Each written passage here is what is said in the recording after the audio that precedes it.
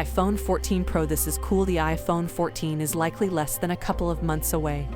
And as you'd expect, Apple is preparing to meet the inevitable demand. While some aspects of the iPhone 14 series will remain under wraps until it's finally launched, several leaks have given us a taste of what's to come. One of them is the always-on display functionality. You see, a few weeks ago, Mark Gurman from Bloomberg mentioned that the iPhone 14 Pro and Max will finally get always-on display, 6 years later than their arch-rival Samsung. And up until now, we thought that Apple's always-on display feature on the iPhone 14 Pro would work pretty much the same as its Android counterpart. However, it looks like Apple's implementation will be a bit different and a tad cooler than the competition. You see, 9to of Mac has found some interesting details in the iOS 16 beta regarding this always-on display function. Instead of giving you a black screen with the clock and widgets, Apple has decided to just dim the screen. Yes, once the user turns off the screen of the iPhone 14 Pro, the wallpaper will switch to the sleep version, where users will see remnants of their wallpaper and information, such as the time and their lock screen widgets. Even when their display is not in active use, and will return to full brightness when the phone is unlocked. It's similar to the Apple Watch,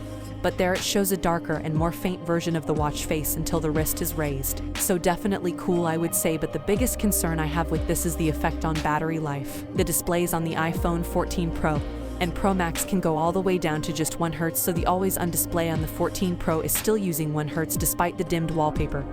But unlike Android phones, where only the clock and widgets are lit up while the rest of the display is completely shut off, the whole display on the 14 Pro is active, albeit only using 1 Hz of course, but still that will consume more battery than the Android counterpart. So even though it's cool and different, I don't think it's good for the battery life. I guess we'll have to wait for the actual devices to really find out. Let me know what you think. Which always-on display approach do you prefer, Samsung's or Apple's? Let me know down in the comments, and as always, I'll see you tomorrow. Peace out.